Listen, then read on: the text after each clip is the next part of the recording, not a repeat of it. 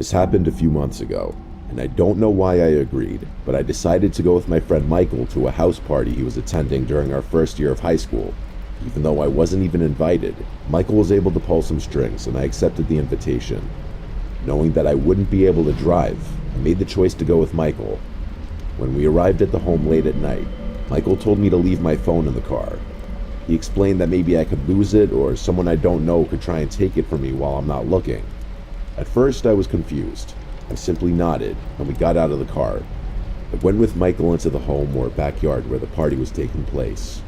I glanced around the backyard and saw people engaging in various activities such as smoking, drinking, and possibly even doing drugs in small groups. Michael had encouraged me to go mingle and say hello to a few people. After a few hours, I realized I had way too much to drink because my vision was completely foggy. After getting closer to the house, I leaned against the wall to support myself. As I did so, I noticed the time on my watch indicated that it was either midnight or 1 in the morning.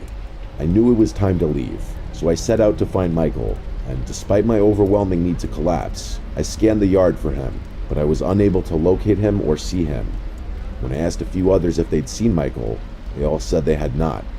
I decided to call Mike to find out where he was, so I reached inside my pocket to feel for my phone, but it wasn't there, and I cursed myself in the back of my mind because I realized that I had left my phone in Michael's car. It disappeared with him. I realized there was only one way to get home, which was walking, because I remembered my house wasn't too far from this house, but the night was chilly because it was fall. I thought about just asking someone else to take me home, but I didn't know anyone else that could help. So I stuck with my idea of walking home in the darkness by myself.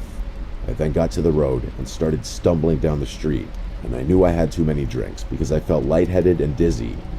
A few minutes later, I made it to the main area of the street and kept walking. I lazily started thinking about a bunch of different things, like why did Michael decide to leave me alone at the party? Or why I decided to listen to Michael's idiotic idea of leaving my phone in his car so I couldn't call him or anyone else.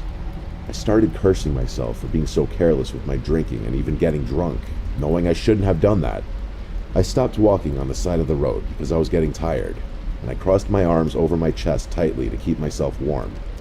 Then I remembered something I could do, which was hitchhiking, and I then held out my arm and stuck out my thumb, hoping someone else could see me. I watched as a couple cars drove past me. They wouldn't stop, and as minutes ticked by, I started feeling uneasy, thinking I would have to start walking again. It was past 1 in the morning, and there were a few cars driving past me, but no one was stopping because they either didn't notice me or didn't care. I hesitated. I thought about walking home again, but I realized that in my drunken state, it would be too daunting. I was still holding out my thumb when a gray truck pulled up and stopped in front of me, and I smiled as I stumbled towards the vehicle. The window rolled down, and an older-looking man with a beard asked me if I needed a ride. I told him yes, and then told him where my house was before getting into the truck, feeling grateful for the ride. As we started driving down the road, the man started trying to make small talk with me, asking what happened to me. However, I was too disoriented to have an actual conversation with him, and the only things I could manage to say were low mumbles or just murmurs and groans. As we turned the corner to my street away from the party, I started feeling uneasy. For some reason, I couldn't shake the feeling that something was strange about this man. Suddenly, we drove past my house, and I told the man that we had just driven past it, and I felt my gut telling me to get out, but I couldn't because I was too drunk to move. I was about to tell the man to let me out before we got too far away from my house, when suddenly the man turned to me, and I noticed he had a sinister look on his face. "You know you shouldn't be drunk while you're hitchhiking, because you'd make a very easy target," the man said, smirking darkly. The man reached over and started rubbing my leg, and I didn't know what he was trying to do, but I knew it probably wasn't anything good. But before he could do anything else to me, we both heard a loud siren behind the car, and then a flashing red and blue light flooded the night.